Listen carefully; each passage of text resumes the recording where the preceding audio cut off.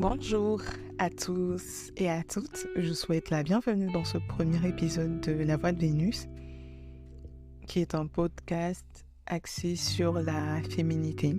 Vous allez découvrir différents aspects qu'on va explorer dans les prochains épisodes, mais ne vous en tenez pas qu'au titre. La féminité, c'est vraiment plein d'autres choses qui ne nous sautent pas aux yeux forcément quand on en parle. Alors, je suis Vénus et ma voix va vous accompagner durant toute votre écoute. Alors, je ne vais pas commencer sans vous souhaiter une bonne et heureuse année. Et j'ai décidé de sortir ce podcast en début d'année parce que en début d'année, on a tous la hargne et l'envie de respecter nos résolutions. Et du coup, je me suis dit qu'on allait toutes commencer ce voyage en début d'année et s'y tenir jusqu'à la fin. Petite histoire dans laquelle vous pourrez vous retrouver ou non. Quand j'étais petite fille, je m'imaginais, quand je serais grande, comme une femme féminine. J'avais grandi avec les novellas et je m'imaginais vraiment comme une femme des novellas, toujours bien apprêtée, avec des bêtes de cheveux, avec des bijoux, avec des tenues incroyables. Le genre de femme vraiment qui fait rêver. Et je m'imaginais aussi comme le genre de femme dans son appart, avec son fer de faim, dans sa baignoire, qui se fait des soins le soir avec son petit baignoire. Et en grandissant, j'avais toujours eu cet objectif en tête. Dans toute mon adolescence, je me suis cherchée, j'ai fait des faux pas, bien sûr, en partant de la vulgarité à plein de choses. J'ai vraiment fait tout et n'importe quoi. Mais j'étais sur une bonne lancée. Je faisais des essais pour atteindre mon objectif. Et petit accident de parcours, j'ai changé de lieu de vie et j'ai perdu tous mes repères. Je pense que ça a été ce qui m'a freiné dans ma lancée. Parce que j'ai changé de lieu de vie et tout ce que je pensais connaître n'était plus le cas. Je ne savais absolument plus rien et je me suis laissée aller parce que j'avais vraiment l'impression d'être invisible et je me disais que madame, tu es invisible, fais-toi le moins visible possible. Et c'est ce que j'ai fait. Je ne faisais plus aucun effort, mais clairement aucun. Et à un moment, dans une introspection personnelle, comme celle qu'on a tout un, j'ose l'espérer, je me suis posé tout un tas de questions. Que te manque-t-il ? Que te manque-t-il à l'heure actuelle ? Que manque-t-il à ta vie ? Et dans la longue liste de choses qu'il me manquait, j'ai mis en évidence celles qui étaient réalisables, celles qui ne dépendaient que de moi, celles que je pouvais réaliser, celles qui étaient à portée de main.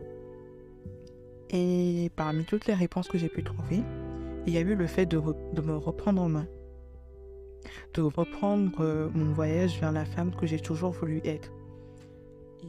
Et je me suis demandé, mais qu'est-ce qui s'est passé et qu'est-ce qui m'a fait abandonner ce voyage ? Et je me suis rendu compte qu'en fait, j'ai perdu confiance en moi totalement en changeant de lieu de vie. J'avais l'impression de ne plus rien connaître. Et du coup, mon jugement personnel, mon avis personnel n'était pas assez convaincant pour moi-même. C'est aberrant, hein, mais c'est vrai. Et j'avais l'impression de ne plus rien savoir. Vraiment, je ne savais plus rien. Je ne me faisais plus confiance pour quoi que ce soit. Et ça a accentué mes complexes dans ma tête. Tout paraissait extrême. En tout cas, au niveau de mes complexes, pour moi, tout était extrême.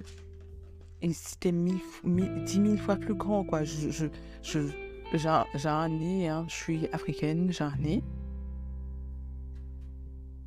Et j'avais l'impression que mon nez était énorme. J'avais l'impression que mon nez était énormissime. En mettant en évidence ces quelques points, j'ai mis sur une feuille tous mes complexes et je me suis objectivement posé des questions par rapport à ça.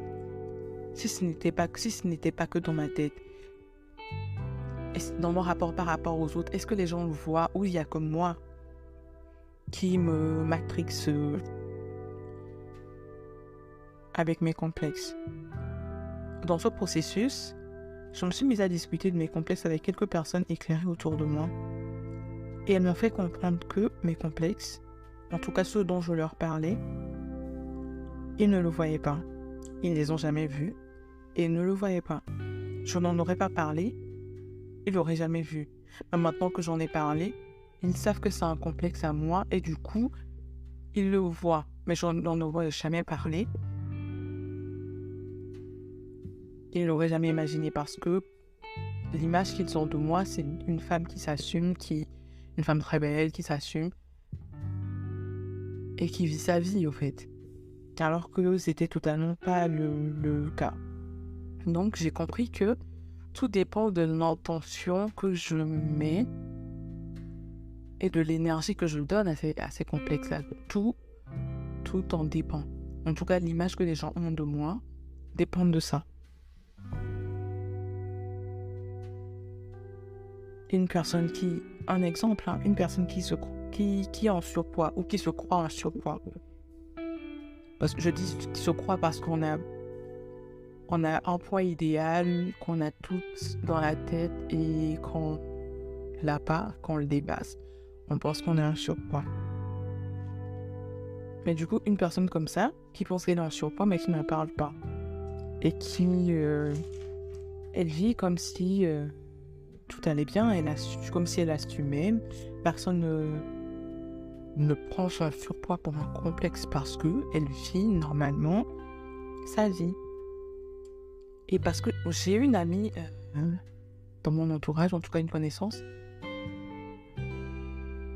qui a un complexe, mais qui l'assume, entre griffes, mais qui fait tellement semblant de l'assumer que ce complexe-là s'efface tellement. Personne ne peut s'en servir pour entrer parce que vraiment retournement avant de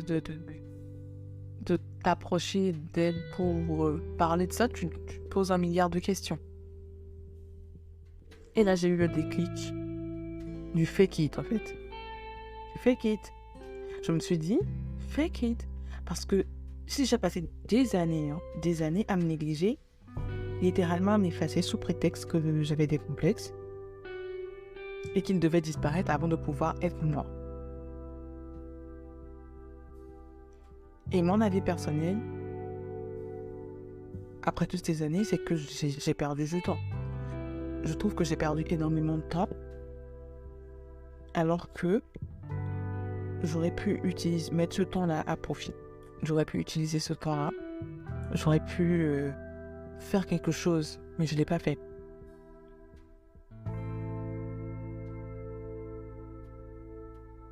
Et j'ai commencé à fake it. Mais deep down, quand je suis seule dans ma chambre, quand je suis seule chez moi, je travaille dessus. Je me renseigne sur les complexes que j'ai, comment les faire disparaître, faire du sport, me renseigner sur ma peau. J'ai une peau grasse, à la fin de la journée, je suis huileuse. C'est pas forcément mais je donne des exemples. Je sais qu'il y a des complexes plus grands, mais je prends des exemples qui sont à ma portée, que j'ai eu totalement et qui font sens. En tout cas pour moi. Donc je me renseigne sur les traitements et je travaille sur mes complexes de manière efficace. Parce que là, ça va 2 secondes. Ah non, je fais un régime 2 jours, je laisse tomber. Non.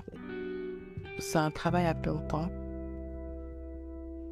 Et je l'ai fait. Je me suis renseignée bien comme il faut. J'ai testé des choses sur moi. J'ai pris ce qui était adapté à moi. Et j'en ai fait quelque chose. Et bizarrement, ça fonctionnait. Devant les autres, je paraissais la Vénus rayonnante, la Vénus toujours elle-même, mais derrière, je bossais sur moi à fond. Je bossais sur moi à fond. Et le fait de bosser sur moi et de voir des résultats me donnait confiance en moi. Pas totalement, mais assez pour continuer tout ce processus-là. Et même le fait de m'éduquer sur ce qui fonctionne sur moi au niveau de mes complexes, ça me donne du poids dans certaines conversations. Parce que j'ai étudié la question, je sais, et j'arrive à me défendre dans certaines conversations. Et c'est exceptionnel, c'est incroyable. Le fait de reprendre confiance en soi, de se retrouver, de reprendre vie tout simplement, c'est vraiment une renaissance.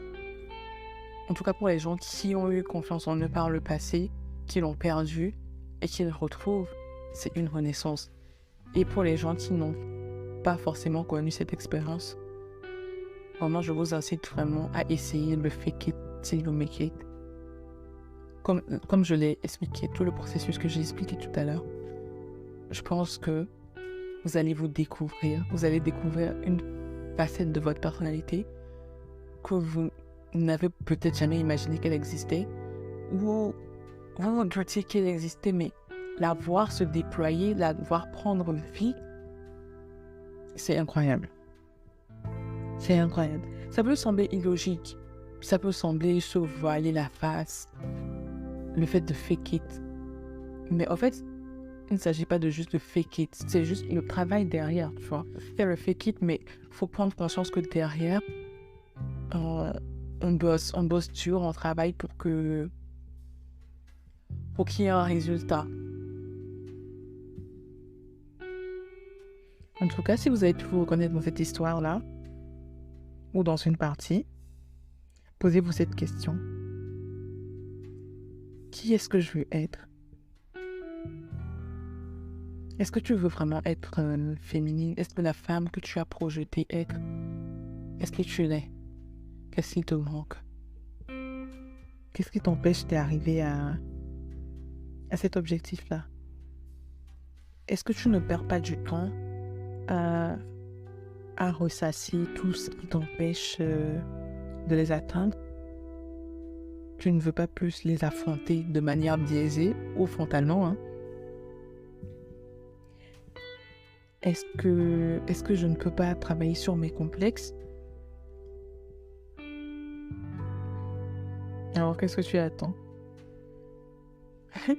Si l'objectif est resté le même pendant des années, je pense que on peut se mettre dans cette course ensemble. Je pense que le conseil que je peux vous donner suite à cet épisode, c'est vraiment de se renseigner sur ce qui nous empêche d'atteindre cet objectif-là, de faire une introspection, de trouver des complexes, de définir ceux qui sont uniquement dans notre tête et ceux qui sont réels, et de travailler sur ceux qui sont réels, ou au moins de travailler sur ceux qui sont à notre portée, ceux qu'on sait qu'on peut traiter. Et je pense que ça devrait être fait. Et pendant ce temps, fake it, girl, fake it, vis ta meilleure vie, parce que le temps passe et on ne le rattrapera pas. Je préfère avoir des souvenirs où je fake it qu'avoir des souvenirs où je suis juste chez moi pendant des jours et des jours, je ne fais rien, je tourne en rond.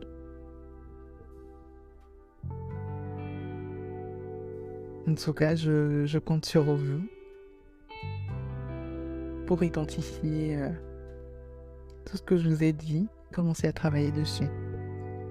C'est tout pour ce premier épisode de la Voix de Vénus. N'hésitez pas à nous suivre sur nos différents réseaux sociaux et vous pourrez donner votre avis, votre expérience, partager vos expériences personnelles avec la communauté, et comme ça on pourra s'entraider tout entre nous, partager des tips, et je pense que ça devrait le faire.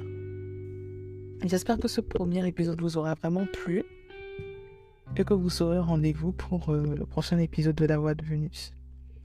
Sur ce, portez-vous bien et on se dit à très bientôt. Bisous, bye les filles.